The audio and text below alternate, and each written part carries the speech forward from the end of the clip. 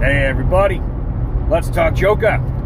Me and the wife went to watch it last weekend and it was fantastic. I have no complaints whatsoever. We are going to talk spoilers. The movie's been out for a few weeks, so if you haven't seen it yet, that's your fault.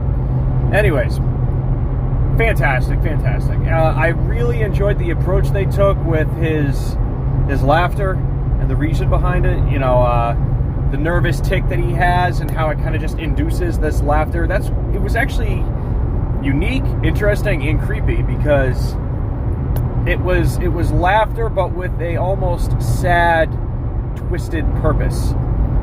And when especially when he's got that sad face and you can tell he's emotionally down, but yet he's laughing. It's weird, it's twisted, and it's wonderful. I love it. Absolutely love it.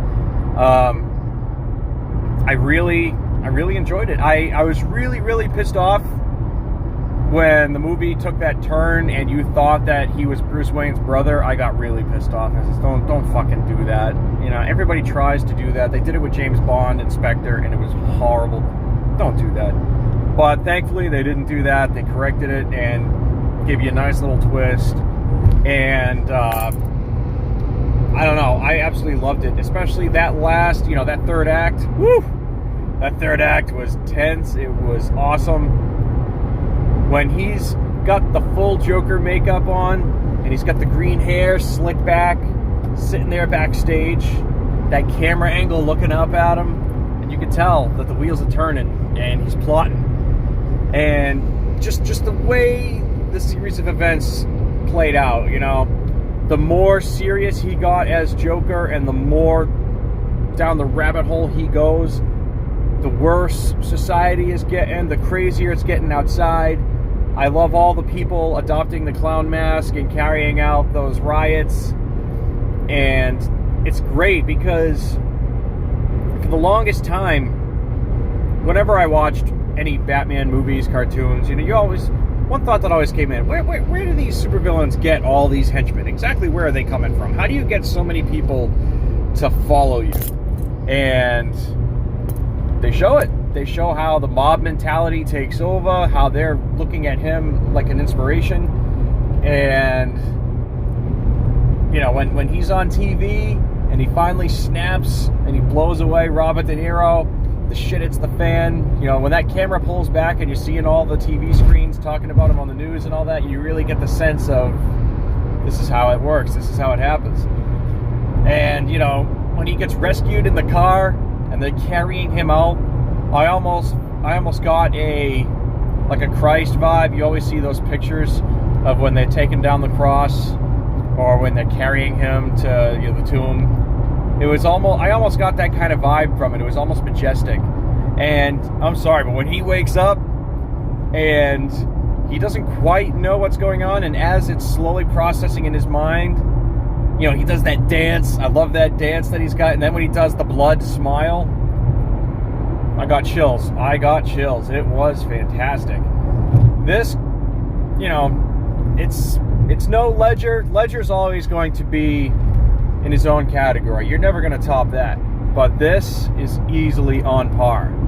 It is easily on par. And I think it's even better than Nicholson. I said it. That's right. I said it. He's better than Jack Nicholson. If you haven't seen it, please go watch it. There was no excess violence. I think there was only... I'm not counting those 3 Wall Street guys as 3 individuals. I'm going to say it's one event. There was I'd say there's only 3 real murder events that took place. One was straight up self-defense.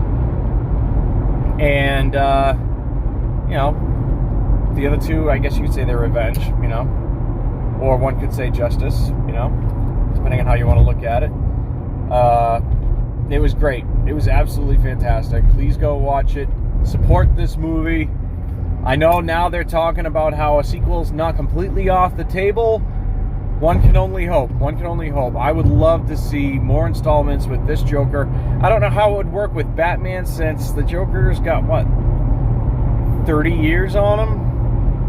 25 to 30 years, minimum. Even if it's 20 years, I don't know. I think they could make it work. If the story is told right, it will work. But I would love to see more of this Joker. One film is not enough. So go support it. Tell me what you thought. I'm really not interested in conspiracy theories or how much of the movie was an illusion, how much of it was real, how much of it was he imagining. I like to think that about 80% of it was real. The mob was real. People adopting the clown persona was real. You know, I don't think he was imagining the whole thing from his cell, because that would take away the excitement. That would take away the series of events. It would take away the magic of seeing him become the Joker in the end.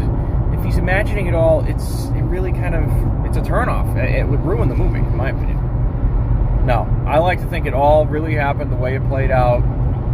It's obvious what he was imagining, whether it was, his girlfriend or anything like that. I think that was obvious. Everything else really played out.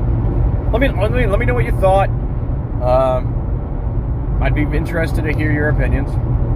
Hopefully you have a spine and you were able to sit through the movie unscathed and you got out in one piece. I didn't see any safe spaces in my movie theater, but let me know what you think.